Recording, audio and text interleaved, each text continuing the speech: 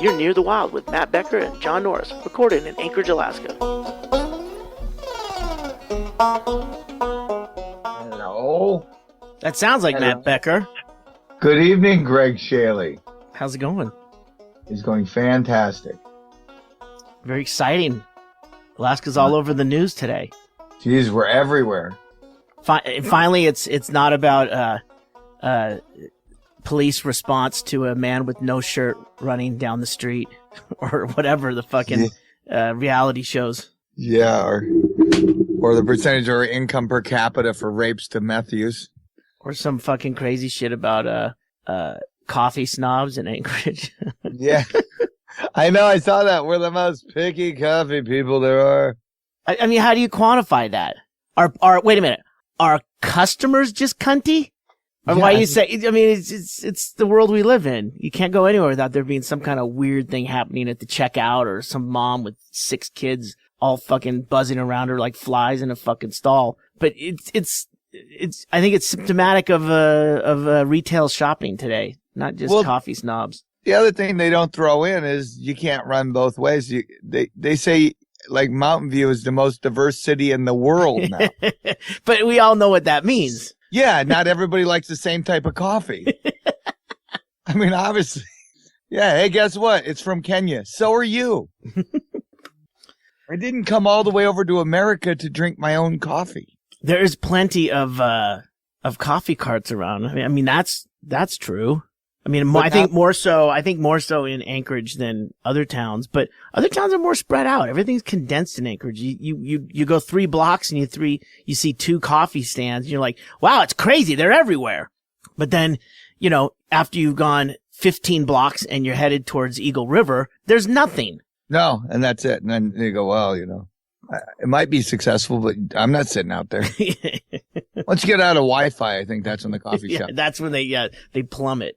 But yeah, that's the coffee. And like we were driving back from, we went down to Anchor Point to go fishing. And on the way back, Anchor Point is almost all the way down to Homer. Yes. Yeah. It's turns out, what was it? 17 miles from Homer. Yeah.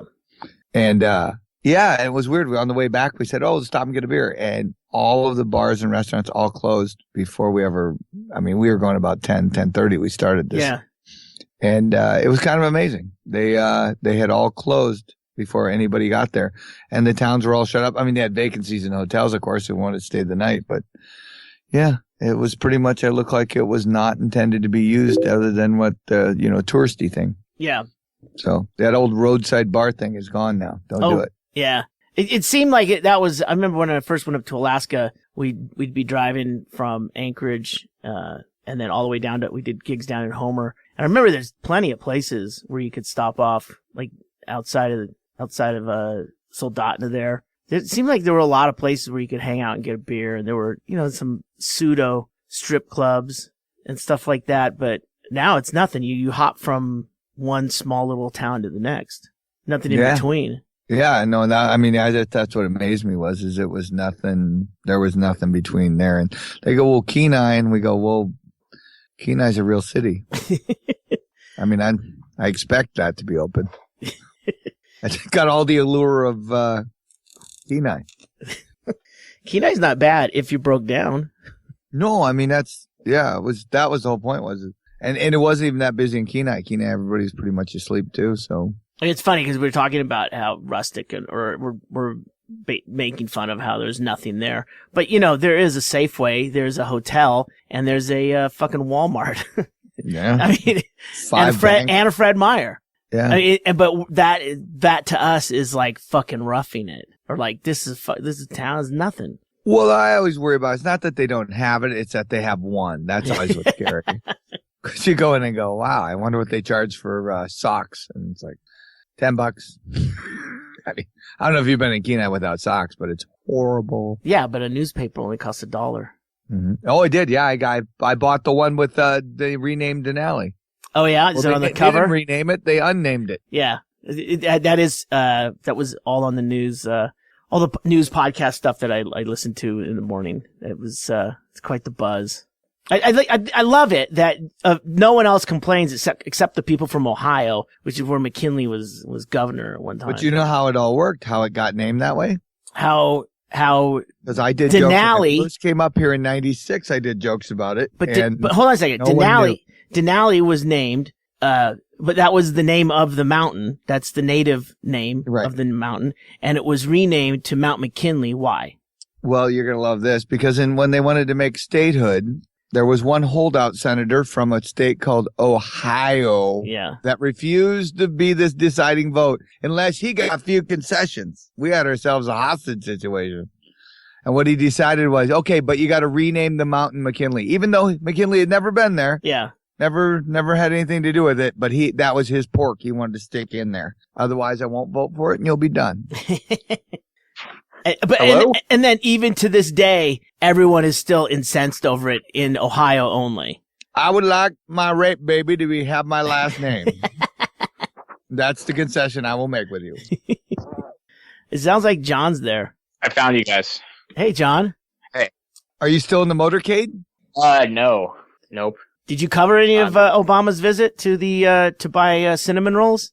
I missed the cinnamon rolls. I was there on Monday. I shot a bunch of stuff downtown, and I got to film his speech at the Glacier conference. Yeah.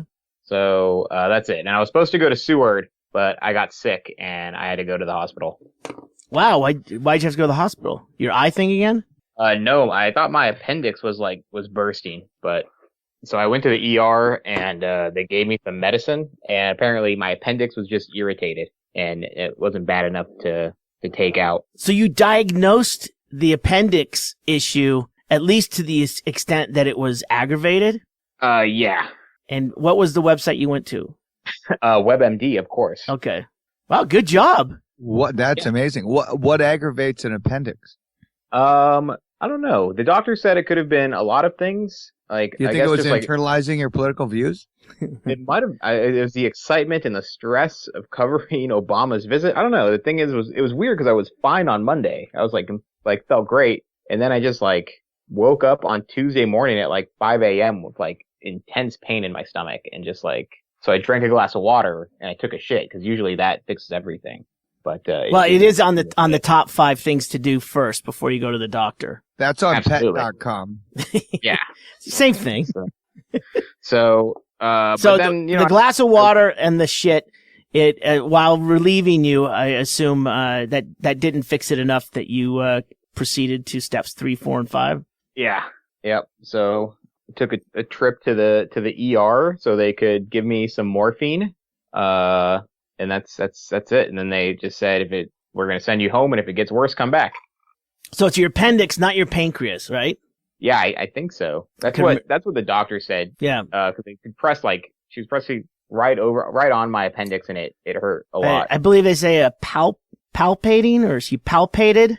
Sure. I guess it's where it's where you kind of feel around on the outside. It's like if you're looking for a lighter in a purse, but only feeling on the outside, you kind of recognize the shape, I guess. You got TSA'd. You got TSA'd. Yeah, exactly. Yeah, well, I'm kind of doughy, so it's more of a kneading motion. Oh wow! So this could be it could be a misdiagnosis. Could be anything. Could have been You sure it was your appendix? No. Mr. Norris, you can put your pants back on. That won't be necessary. I'm more comfortable with them off. That'd be impossible because I didn't wear them here. Wow. So how'd you feel when you were able to walk out of there practically scot-free? I don't know. It's dumb. That's why I didn't want to go, because I had a feeling it was going to be they're going to be oh yeah, we don't know. Here's some morphine and a bill for $800. Go ahead. My fear is not just the billing, but also that they just rub right there near your appendix and you let out the largest fart you've ever done, and they go, "You're free to go, sir." Yeah, that's another thing I was worried about, but I don't know, because I'd have intestinal cramps before, but not for 5 hours. Mm. Well, that could still be in the realm of temporary bloating or something like that. That could be a small bug. Let's do it like click and clack, Greg. So, John, let me know this. Were you bent down, taking a lot of pictures, half bent, like the letter C? You think you could have obstructed your intestines? You know, with a 30-year-old body, who knows? All sorts of things go wrong. What year did you say your shoes were? So I don't know. So I didn't work yesterday. I was in the hospital half the day, but I don't know. I feel better today, even though not like 100%. So I don't think I'm dying. I think I'm okay. All right. Well, that'll help everyone else who's tracking you for the podcast death pool. Yeah. So yeah, John had a little bit of a scare. I was doing well too. I'm pretty sure I'm like, you know, the long shot to die, but now who knows? Well, you are in your 30s. You're still not at that point. I think I realized it the other day. They were doing some construction here at the house, and when I say we, I mean other people are doing it. But someone needed to move a big screen, like a 54-inch big screen, from the fun house, which is got new flooring, painted, and they're putting in a bar and everything. We're going to podcast from there from now on. So it's a big deal, and this guy's working by himself. I go, hey, if you need any help, you know, moving one of those things. Get Tracy. Yeah, Tracy's down there. She'll give you a hand. Well, he came down there and got me, and it's such, like, at one point, a TV gets so big that it's not, it's rather unwieldy. And that's after I think the 53.5 inches. Because this thing is it's so tall that you're kind of stooped over no matter what. And then it is very heavy. And the two of us are moving it, you know, across the yard here. And for 4 days after that, I had a pain, like in my ribs, like I cracked them or something. It was really bad, just on one side. And I just realized, it's like, no, man, you're almost 50 years old, dude. You shouldn't be the one lifting the fucking big screen TV. There's plenty of guys around here who work for Doug who can do it. Were you lifting with your back? You'd think all I used was my back, the way it hurt. What's your technique? I had a couple of friend Matt Collins and Matt Burgoon, some comics in Anchorage, helped me move a couch. I was giving Matt a couch, and they helped me move it out of my house. And they were awful at it. They were just really. I didn't know moving furniture was an acquired skill, and these guys just never acquired it. It's dying out like knitting in neon lights. Yeah, I don't know. So maybe you just need to work on your technique. No, my technique is now perfected. I'm letting someone else do it. I shouldn't be the one doing it. That's my point. And I realized that it's just because at this age I don't need to be lifting up. At your age you should be buying them, not carrying them. Buying them and pointing over there. A little to the left. So that took like 4 days for that to finally go away. But like a thing where like every left step, you know, there was a pinching. I mean, I don't know what a pinched nerve is, but I guess that might be what I've heard other people describe. Like you laying still and then you move one little bit and it hurts. Like to take your breath away. So anyway. And you just self-diagnosed yourself. Yes, I did. I don't think this doctoring thing is as hard as they say. If you and I are able to guess, you know, pretty accurately what is wrong with us. Do you remember what I told you was you can do almost anything they do. You can do it yourself. You just need the antibiotics and the painkillers. Is John and Matt, I mean, is anything really as hard as they say it is? No, I mean, a home loan's not hard to do. It's just hard to keep a straight face when they raise the interest rate. Exactly. I mean, we know fake it till you make it. Act as if, you know, everyone's scared, you know, just other people are way better at like hiding the fact that they don't know what the fuck they're doing. That's like when these guys are going, oh, I'm a master chef. And then they get the best ingredients and they put them together. I'll give you an onion and old sock in a third world country. See if you can whip up something there, Guy Fieri. Guess what you're turning up with? Fucking horrible. I like your example. I like your example of a world-class chef. Guy Fieri. Cover it in donkey sauce. Yeah, well, remember the difference between a chef and a cook? Number of tattoos. Most of you still learn to cook in jail anyway. Well, the best way I think to test someone's cooking skills is just have them cook an egg. I agree with Gordon Ramsay there. Because I mean, it's like you said, you know, if you get you got a sous chef, and you got all this shit, and you're putting it all together, and it's all, you know, this real hot cuisine.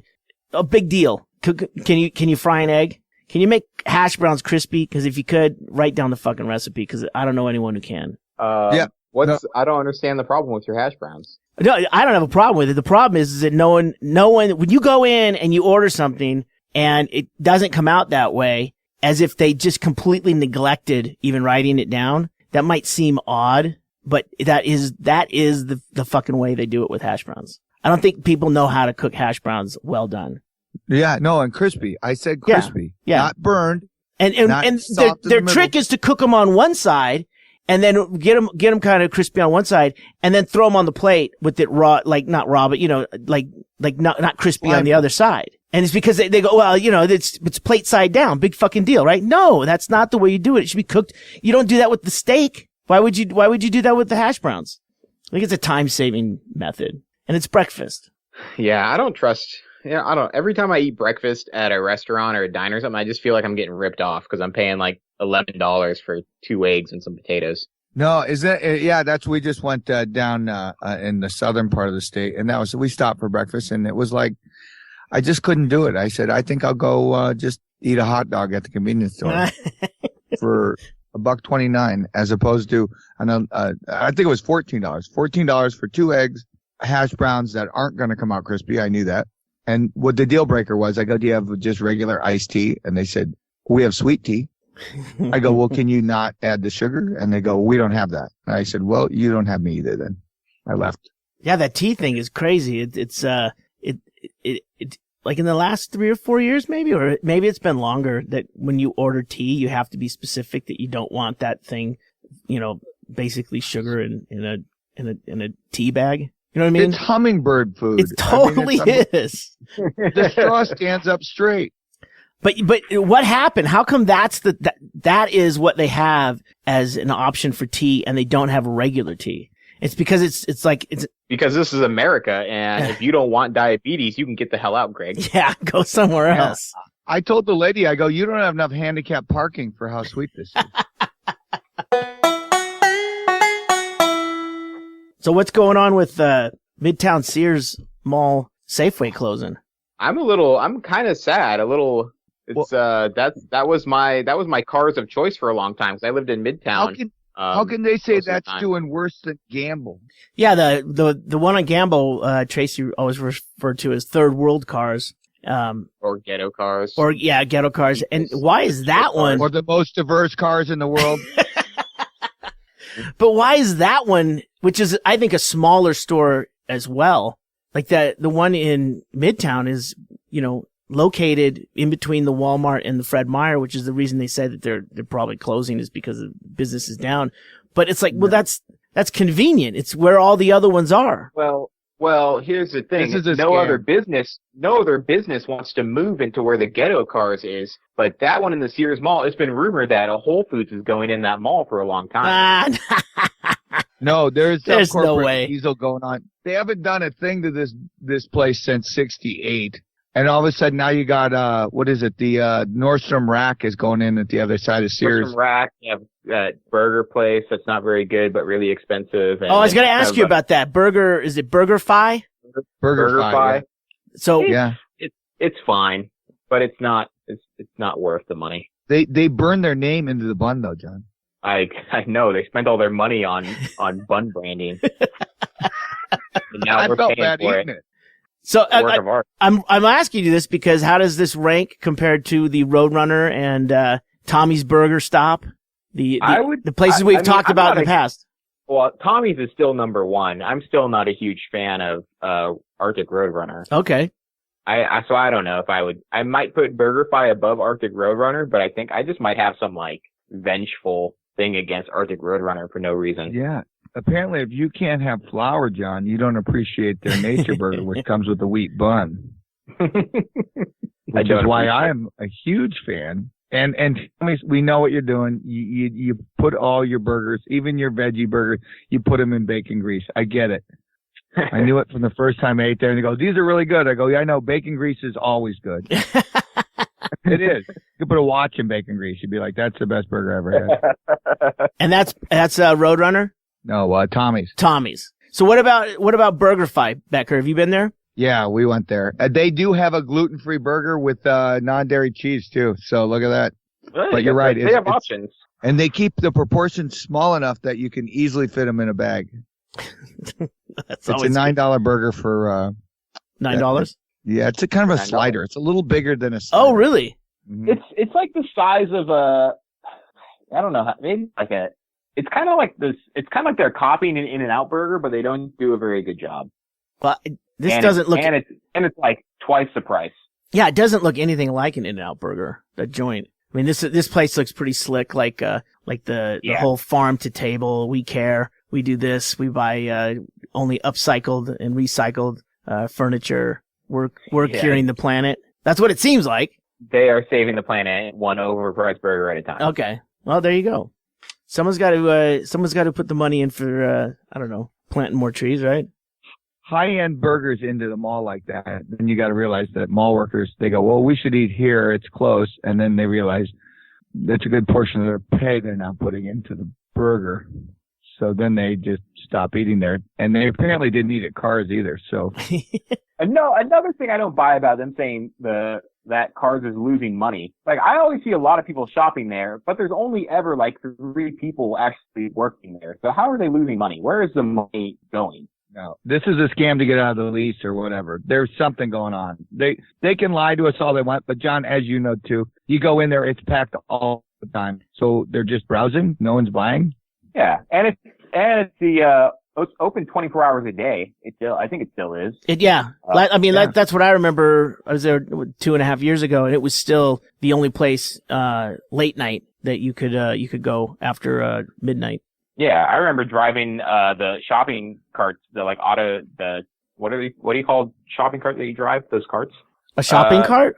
The ones that you sit in when you're handicapped. Oh, yeah, like the rascal. Yeah, I remember, at 2 a.m. when I was in college, me and my friends would go there drunk and drive those around and then buy sushi. See? Now where are you going to go? Where are the kids going to go now? I know. These are the things they're not thinking about when, try to appeal to Whole Foods. I'm telling you guys, there's going to be a Whole Foods in there in the next year. I just don't think so. I think you got better odds of getting a Kia first. Well, the problem with Whole Foods is it having such specialized food. I mean, they have a different caliber of food that goes in that place. To get that up to Anchorage is, especially for one store, it's going to be cost prohibitive. That's why Trader Joe's isn't up there. Their prices are so high already. I can't imagine the markup on Whole Foods. That's my point. I don't know, man. You guys Natural Pantry? The new Natural Pantry store is pretty slick, and they're doing all right. Yeah, so why would Whole Foods come in? Doesn't Natural Pantry have 2 locations, or did they just? No, they just have one. They built a new store. Yeah, they built a whole new store. That's right. Yeah, the super mega store. Almost 600 square feet. How would you like to be the guy who built that and just your stomach's just rolling going, I heard it's going to go where the old Cars is. He goes, that Cars has been there since 68. They're not going any. What'd you read the paper today? Oh, Jesus Christ. We only owe $7 million. More bean sprouts. They might be opening up a big marijuana center. Oh. A marijuana superstore? Yeah. Weed World. It's a theme park with weed. So the fair, the Alaska State Fair is through September 7th. Yep. And did either of you go to the fair? Did you go, Becker? I didn't go yet. I was afraid that John would be in the hospital and I want to stay close to town. Yeah. Thank you. Uh-huh. I didn't go last weekend because I just finished my month of sobriety, so I didn't want to go to the fair and not drink beer. A month of sobriety? What's that all about? Yeah. I just spent all of August not drinking alcohol, mostly just to prove to myself that I could. And I did it, and it was really boring. Maybe that's your appendix voicing I think so. Its opinion. It is odd. It is odd that after 31 days of not drinking, I had crippling pains. Yeah. All that drinking, never go to the hospital. Now, boom, hospital. Yep. So you're back drinking. This is your second day back? Yeah, but I haven't had a drink yet because I felt so sick yesterday. Yeah. I think tonight I'm going to go buy a beer. What about the fair? It was that's weird at the hospital because they ask you do you smoke? No. Do you drink? I got to brag that I didn't drink for 31 days and it just sounds really sad. To brag about I spent 4 weeks not drinking. Do you have a problem? I guess not. I think I'm doing pretty well. So, but I might go to the fair this weekend. I don't know. I don't really have any plans. Maybe Monday. Monday's Labor Day. I keep forgetting that. Yeah, I know that could be a clusterfuck. But the thing is, I want to go to the fair. But did you see the pumpkin weigh off this year? I saw that the guy like dropped one of his pumpkins. No, not the guy. The only entry this year. They're unloading it, Greg. You know how they can't have a nick or a crack. The guy's got a 28,000-pound crane lifting it out of his garden. Yeah. It's in perfect shape. Looks like it's going to break last year's record by a few pounds. He gets it about 6 feet before he sets it down, and the cable breaks, and it goes boom, smashes on the ground. So there will be no great pumpkin this year. It's over. How do we only have one entry? Is there really that much global warming? At my work, the video team, we wanted to make a little video about the pumpkin weigh off, and I guess that's why we couldn't find anybody because there was no entries. No, there only one guy entered, and his got broken, so it disqualifies him. So no one will win it. You could go in there with a 50-pound pumpkin and win it. And you would have won. You're like, you I'm the winner. Picked it up at the Midtown Cars before they go out of business. It's on sale. Yeah, on sale. On sale.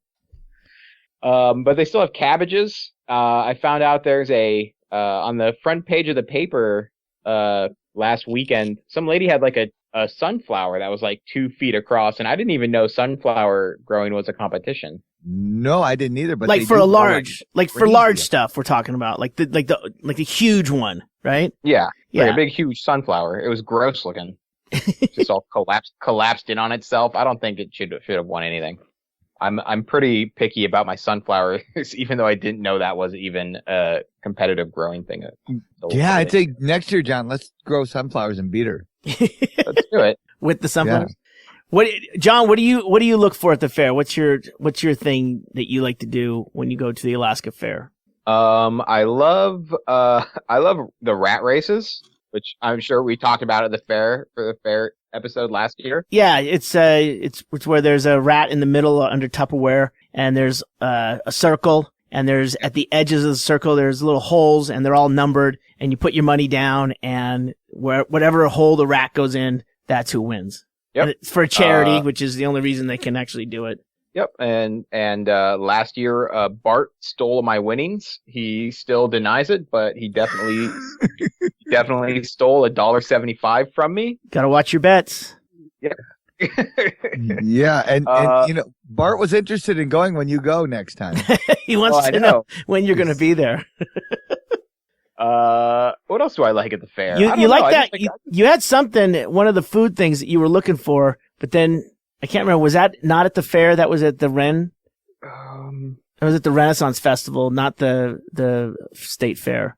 Was it something banana? Oh yeah, that was the banana thing, and I found the machine. Yeah, the stuffed bananas. Stuffed bananas. That's what it was. I found the device that makes them on Amazon. Yes, it's very shaky. It's out of some country, and they are still waiting on their patent approval or something before they'll ship. And it was really sketchy. I was like, I think it's like Croatia or something. Some inventor in Eastern Europe is like, this is going to save our country. They don't even grow bananas over there. No, I mean, that's, I think, what makes it such a spectacular device. Stuff them. They have to make the most out of the bananas they get. I guess. I think they rot in the middle and they go, we got to get that middle out of there and put chocolate in there or something. But yeah, once you see the device, you're like, you're getting a patent on a metal rod with a handle on it. Oh, so it's something you could like... do it with a pan flute. You could shove a pan flute down there and pull it out and blow the guts out and then just go, oh, now just fill it with chocolate. It's like trying to get a patent for a straw. They want to sell you basically it's one of those ketchup bottles, you know, the little restaurant ketchup bottles. Yeah, yeah. With a tip on it. They glue a tube on it and you stick it in the banana after you gut it and then you go bloop and it go, this is the Philly device. It's all about the technique. It's like putting a frosting in a Twinkie. Yeah. It's not magic. They basically just stick a little tube in there, a graduated tube. Like... It was a used catheter is what it looks like. But it's not just anybody can do it though. It's about the technique. Sure. Of actually coring the banana and then filling it up and sliding it off. It's very sexual. It takes some finesse. I saved the video, John. When you see the guy who's trying to sell them before his patent goes through, you'll be amazed that he fails on the first try. He goes, well, I guess, that one didn't work. But here, look, I go. They left that in the video? Yeah, he didn't have an editor apparently. Was he live on the Today Show? How come they couldn't fucking edit that out? Oh, one was on a TV show and it didn't work. And the guy's like, well, that's interesting. And they're trying to do that like morning segment and it didn't work. And then he goes, well, hang on. I have some already done right here. Oh, wow. Like, this is killing me. It's so easy to use. He has a new show called Kickstopper. Once you see the product, you'll cancel your credit card. So I don't think the person that had the banana stuffing stand is around anymore. In Anchorage. Yeah. Maybe they moved on to greener pastures. Maybe they took it to a bigger city. Anchorage is it's not cosmopolitan enough for banana stuffing. Maybe not. Yeah. Well, I was excited when you described it. I went, this sounds amazing. I thought it was more technical. Delicious. No, but were they wearing gloves? Were they wearing rubber gloves and like shoving it in there and doing? Did you see how they did it? Yeah, they just take the top of the peel off and leave the rest of the peel on. Like they cut one of the ends. Yeah. Okay. And so they're not actually touching the part you eat because you still like peel it. Sure. See, that's a great idea. Yeah. The guy invented it could have learned from that. Yeah. I know.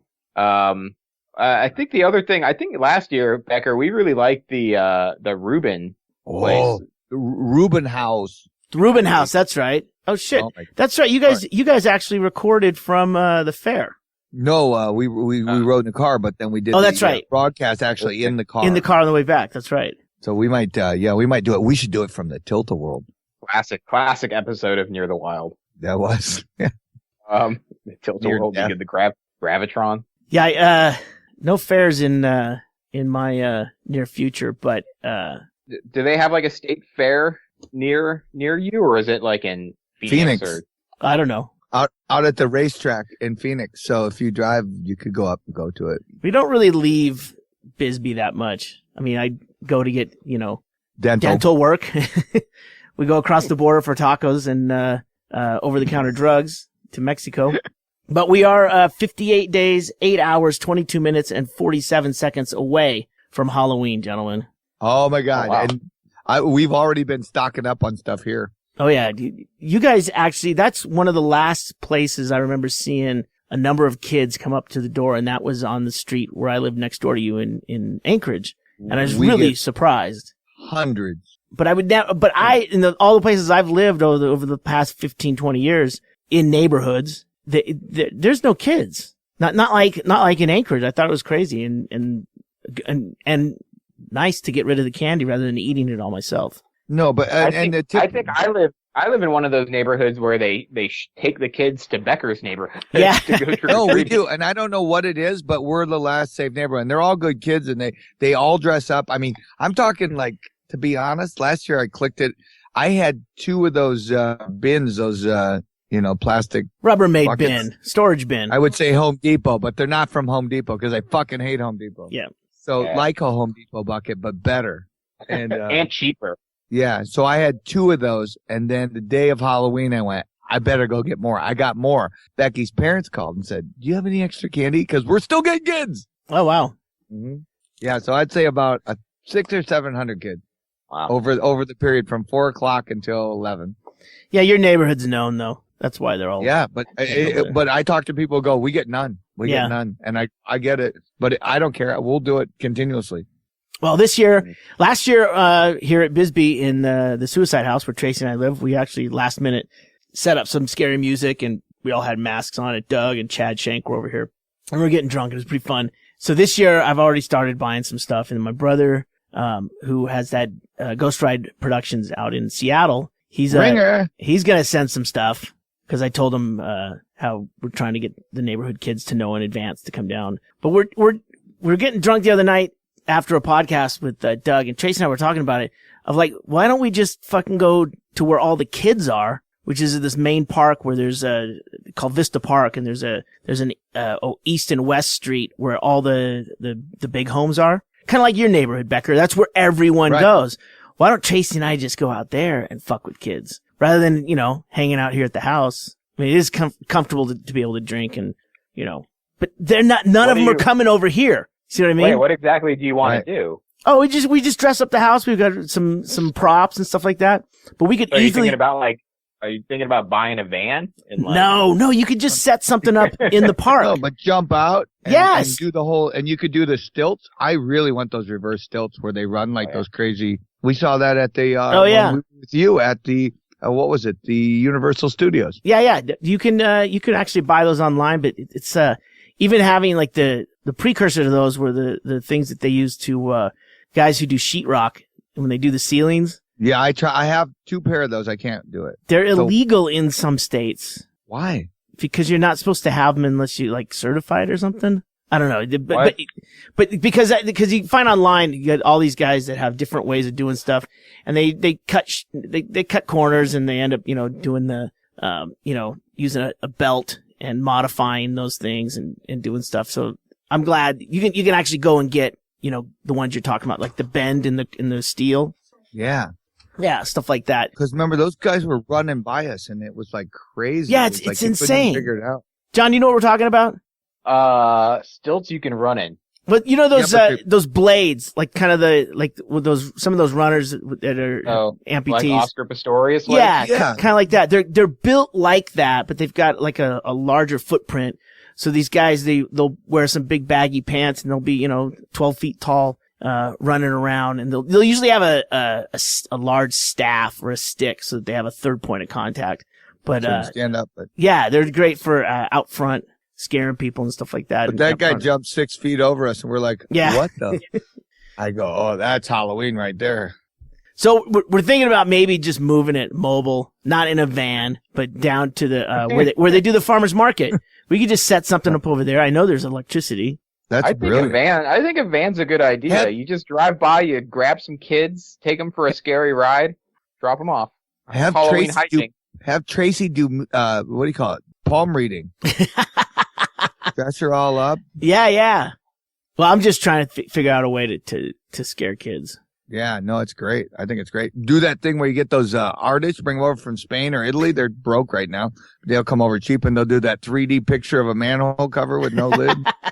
Chalk drawing on the street. Yeah. Yeah, this is starting to get really expensive. Flying artists over. Again, it's you want to once scare a kids year. or not, Greg? Well, I do have 58 days to put it together. No. Maybe you can get a grant. A grant?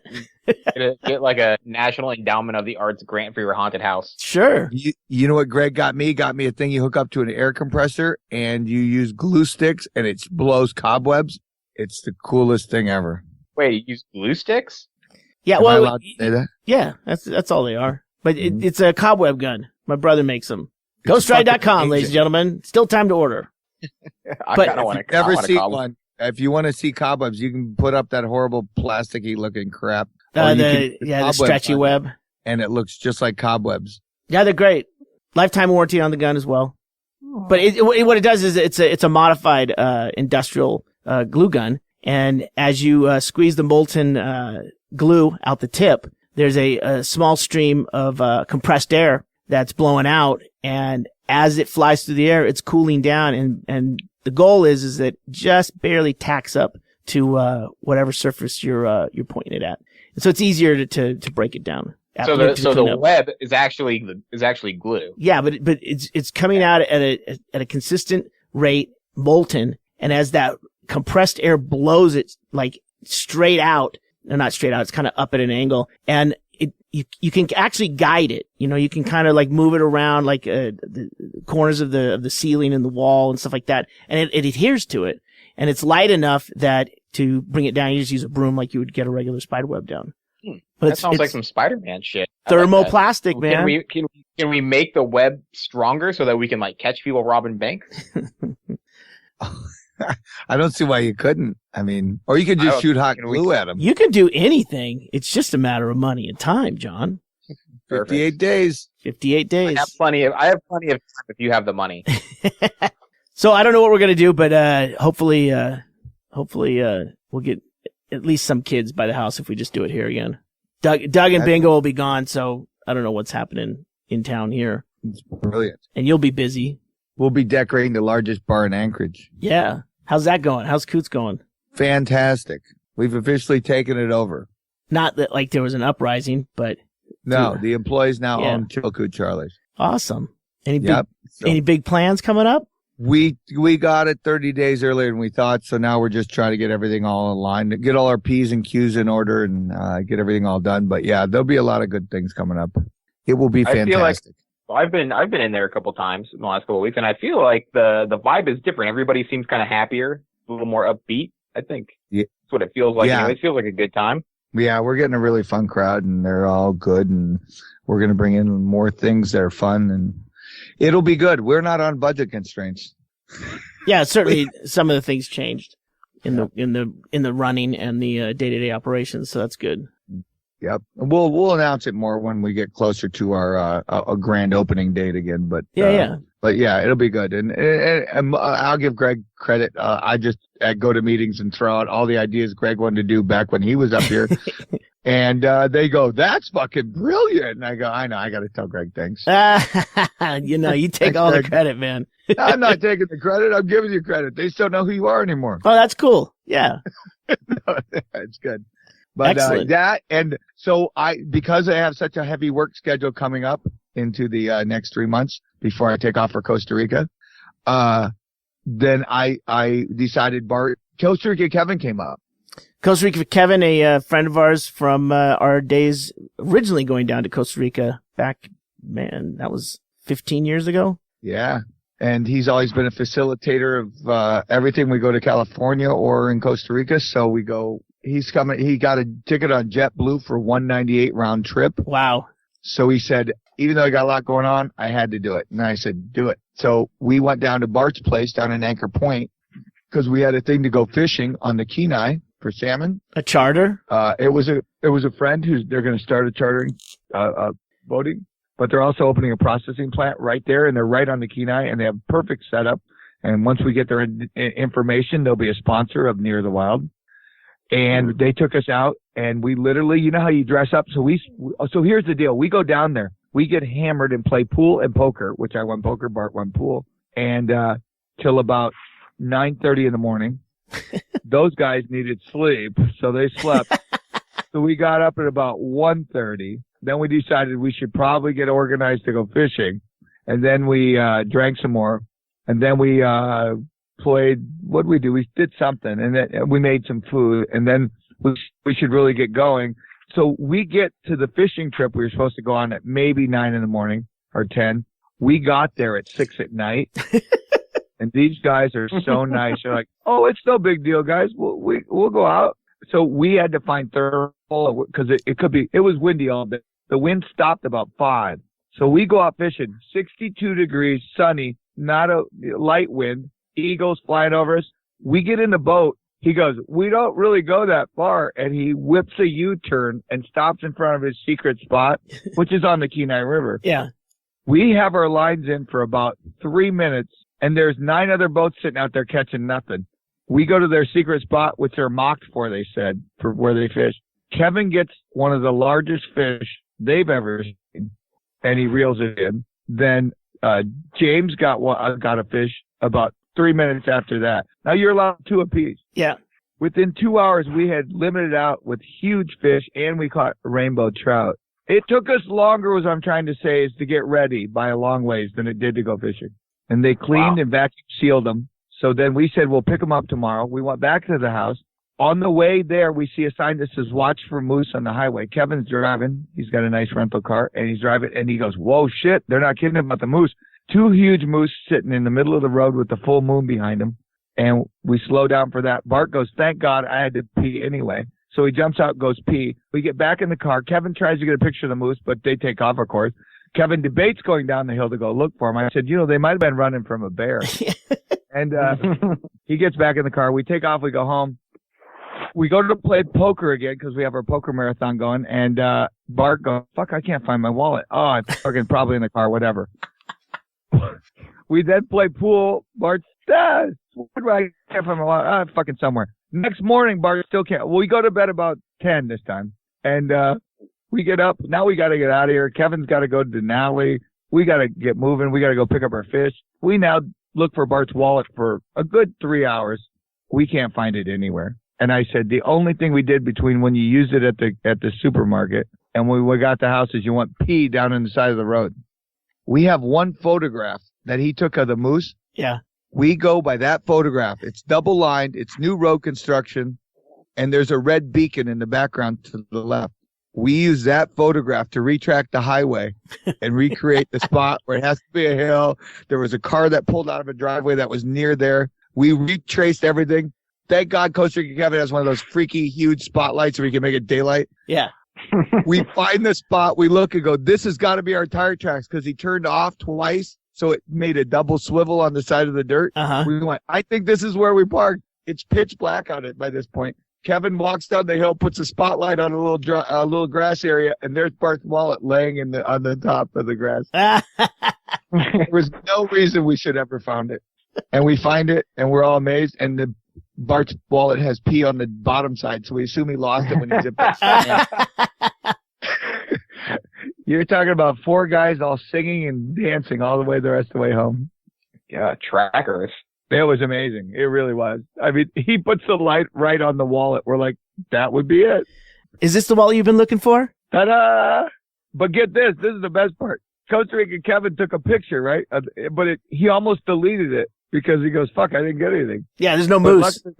But his camera has GPS in it. But he turned it off because it was draining the battery. Yeah. So had we had GPS, we could have went right to the location. Instead, we took about 40 minutes looking. Every time we find a spot, we go, the trees are wrong. There's no light. It was amazing. It made for a wonderful trip. Good old Bart. When things get dull, he goes and pees. Yep. You know, of course, when you go to play poker, Bart loses his wallet. Well, he lost his shirt after that.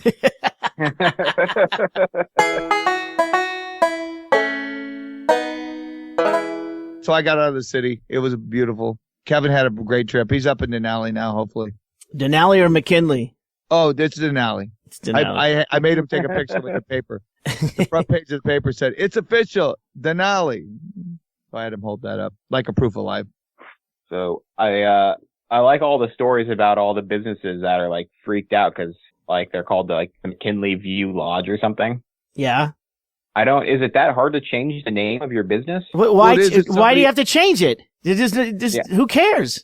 Well, I mean, if anything, it could be a bump for them if they get tourists from Ohio that would be stoked to stay at the McKinley View. Yeah. I just went to the McDonald's and had the Denali burger. It's fantastic. The Denali Mac? Yeah. They've had the McKinley burger now as a special every spring or fall, isn't it? I think they have it all the time. Isn't it like 3 patties or something? Yeah, I don't need it either. But it was just, they were the ones that were like, oh shit, we're going to have to change our sign. McDonald's changes their signs every month anyway. Who the fuck cares? Going out of business. Yeah. Actually, they're making a very astute change coming up on October 6th. McDonald's is now going full-time breakfast. Oh, so they do listen. I don't like that because it always felt like an accomplishment if I made it to McDonald's for breakfast. That meant I was up and out of the house by 10:30. You're a go-getter. I felt like I was doing stuff, and for a lot of times that's like the only thing I accomplish in a day. And now they've taken that away from me.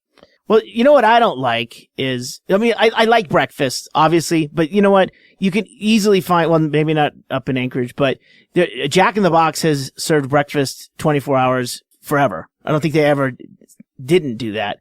There's other places where you can find it, but the problem is always Subway and McDonald's had these with McDonald's, it's absolutely set in stone that at 10:30 or 11, they shut the grill down. And then when you ask why they can't offer it, it's because they need room for their lunch rush, or they can't dedicate the room to cooking an egg or eggs, whatever the fucking thing is. Well, now that they are doing it, does that mean that they're going to change their kitchens? They're buying equipment? No. They're just fucking putting an egg down on the grill where they cook a hamburger next to it. That's what I don't like. It was all bullshit. It was an arbitrary It was totally arbitrary. It was fucking bullshit. And now when they come along and say, now we're going to do this, it's only because their profits, they're trying to get a spike again rather than a dip. Because now they're competing with like Taco Bell and other places nobody would ever eat breakfast at. Have you eaten the breakfast at Taco Bell? No. Becker? No, I can't have it. Oh, you can't have any of that stuff. They'll put it on a corn tortilla, will you? Well, what happened to just making a fucking taco, a breakfast taco, instead of a breakfast burrito? You don't do that. We're living in a time though, because we lived through the remember the cold size cold, the McLean, which turned out to be horse meat from Australia. And but no, how fast now fast food places like even Kentucky Fried Chicken, all these like they came out with that original taco and it was with what some kind of cone. I don't remember taco. What it was. Who? It was breaded or something. I don't know. They came out with the breakfast taco and they immediately it's like a waffle. No, it went to a waffle. It started out as something else and people hated it. So they immediately, it was a pancake or something. So they McGriddled it? They switched to a waffle. But yeah. We're living in a time where they're actually listening to feedback and going, change it now. Yeah. Well, listen, now, I don't want to shit on waffles here because that's not what this is about. We all know that. That's not even debatable. I actually make sandwiches with waffles now. There's a thing called Kodiak cakes. That's 2 Ks. It is fucking great. And they do high energy mix as well as it's a pancake waffle mix, right? All you do is add water. They were on Shark Tank. It was really good. But ever since I started making those waffles, I'm using the waffle instead of bread for a sandwich. It's fucking delicious. Is it like a high protein waffle mix? It is the one I get is an energy blend, so there is a little bit more protein in the actual in reading the side of the box than a regular waffle and a pancake. But I just ordered another box from Amazon, just the regular one, not the energy one. So you add water and then you just put it in the waffle maker? And it's so good. But my point is using waffles for a sandwich is really good. And that's not my objection to Taco Bell's breakfast. Their breakfast is horrible. I'm based on eating it. That was my problem. Well, what they did is they took their concept for meat, which wasn't really meat, and then they applied it to breakfast, which isn't really breakfast. So now they're kind of in that wishy-washy where they go, I don't know if it's kind of the fireball of whiskeys is what they become. Yeah. Well, I think Taco Bell's bread and butter is drunk people. So, I don't know what time their breakfast starts. Fifth meal, right? You have to be out pretty late trying to get some food to even consider Taco Bell breakfast, because I don't think anybody wakes up like at 8 a.m. and is like, I'm going to stop at Taco Bell on my way to work so that I can start the day right with diarrhea. It's only drunk people. Yeah, the whole theme for them has gotten weird because, they're doing like McDonald's. They're trying to compete in areas where they haven't ever considered before. Or they haven't thought it was profitable, or at least worth their while. I read a thing that like fast food breakfast is a $1 billion industry, something like that, and McDonald's controls like 75% of that, forcing everyone to eat before 10 a.m. Yeah. And Subway, no, I don't know. It's never even crossed my mind to go to Subway for breakfast. Oh, I know. I do that all the time. I do that all the time on the road. It's the best. Well, you're supporting pedophiles. I hope that starts your day right. That was my favorite, was Quiznos. We never molested anybody. That'll help their franchise. How the mighty fall. I don't know how they are all surviving, though. There's so many. I mean, when they talk about the franchises that are picking up, the Chipotles and all that. And then you got your old standards, and like the Taco Bells have been hanging in there with, weird ideas. But it just, as a nation, I think we just should stop eating so much. Doesn't it blow your mind how much we all eat collectively? No, we've become a nation of we're just eating. I don't think it has a happy ending. I don't think we're going to have an earthquake. I think when these people start to exercise again, the ground is going to rebel. I don't think that's going to happen. Spoken like a man who hasn't been to the fair yet. I don't think anybody's going to start exercising again. Oh. Every time one gym opens, like 3 Taco Bell franchises open around it. We have another gym closing in town. That's when I said we're overbuilding restaurants. The Alaska Club is closing. Oh, really? Well, not all of them, but the one over on, East Side? I don't want to say the wrong one, but the one that had all the racquetball courts. The one by my house? The racquetball courts? I don't know. I was just, I think I live on the East Side. How often do you go there, John? I was about to start, and now they're closing, so I'm not going to. Well, there you go. It's a long walk back. Yeah, no, they're closing it. And I'm like going, our gyms are closing and again, more restaurants. I've paid annual memberships to gyms and never gone. And I've also had free memberships to gyms and never gone. And it's taken me this long, 40 some years, to realize I just don't like the gym. I won't go, whether I'm tricking myself into paying a monthly fee, saying I'll go if I have to pay it. Bullshit. There's plenty of things I pay for that I don't end up doing. I don't know why that was ever logic. You should at least go take a shower. It just, none of the, I guess I'm at the age now where, I'm lifting TVs and hurting my back. So, I guess I'm done having to really do something like, get into a, maybe if you went to the gym. No, I just, that TV wouldn't have been nearly as heavy. Why beat myself up? What? Ggreg, you should open a gym. You should open a gym for, 50 plus guys. Yeah. And it's just got a bunch of big TVs to lift up and maybe like a kid on a swing set you're pushing. Yeah. And like instead of having someone spot you, a guy comes over and goes like, hey, can you help me move this TV? Yeah. You go 2 weeks of TV, then you start doing air conditioners. You switch off. Yeah. Maybe you do a love seat with a bed in it. At the station where you just bend over and tie your shoes. Yeah, and then we get. Like, don't worry if you don't get it this time. You just keep working at it. We'll start out with Velcro, Chaille. We'll start with, and then we'll have like a skills thing where like some of these gyms got a rock wall or something. We'll have a simulated rain gutter system set up, and you have a ladder, and then you have to move the ladder over by hopping rather than climbing down and then moving the ladder. Yeah, all sorts of like trials and real life situations. And at the end, you get a waffle sandwich.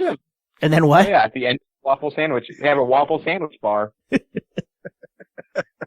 that's great. Real life gym. Chaille's real life gym. That's it. Are you sure this isn't just your place? No. It's a gym. But it's like, it's my living room. It's my house.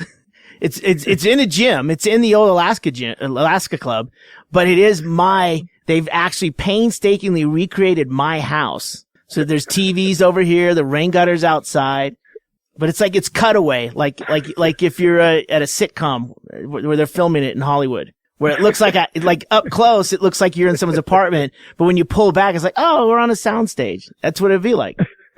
It'll be a big picture of you in your sport coat bent over with a red blinking arrow at your back. Yeah. The place is called Back in 15 Minutes. I think this is going to be the new hit Hollywood workout. Oh yeah, man. Mm-hmm.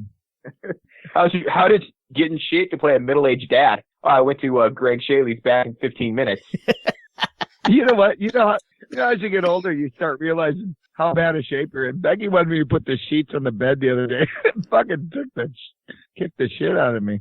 Because you get that 3 corners and the other one pops off. So the fitted sheet. Yeah. Yeah. And I'm just doing this round robin where I don't think I'll win. And I go, can't we just sleep on 3 quarters of the bed? On that top mattress, honestly, I hear you, Becker. It's hard to fold those fitted sheets. Why don't we just make a big pillowcase and slide the fucking top mattress through that? Or why can't we make one with a cord in it? Sounds like way more work.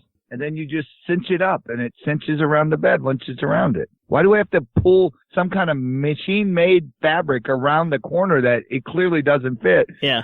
I mean, it's like putting on pants if you're fat. I don't know. It's just a lot of work. Well, back me up here, John, but I think this is an issue of where size actually matters, Becker.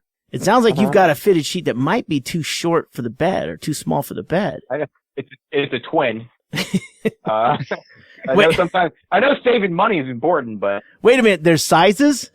Yeah, the pillowcases all fit.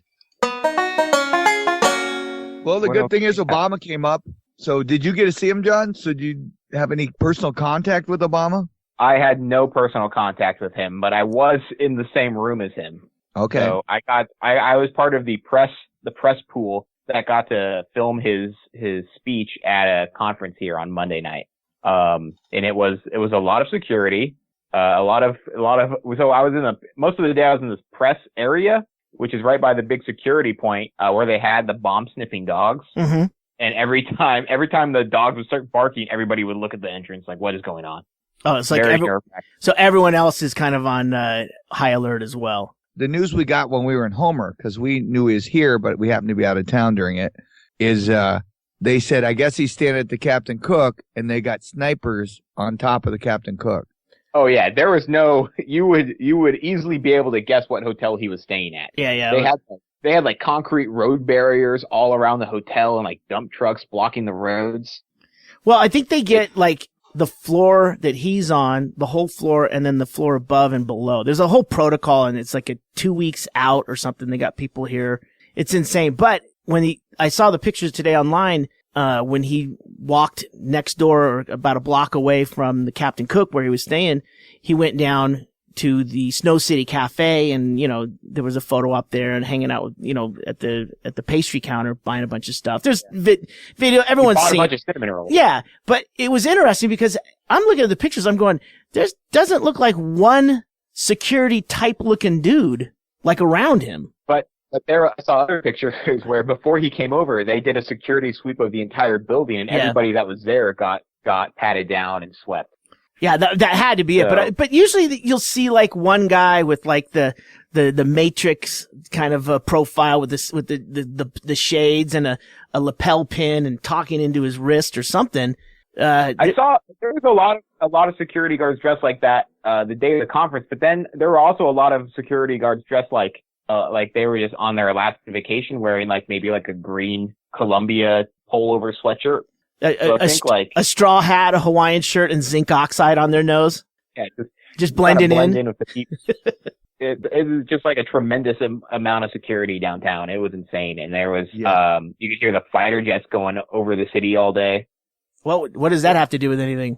I think we went to Air Force One, so they had jets from the base doing patrols around the city like before he flew in. So I wonder how much fuel that used, and I wonder if that was part of the global warming thing he was talking about.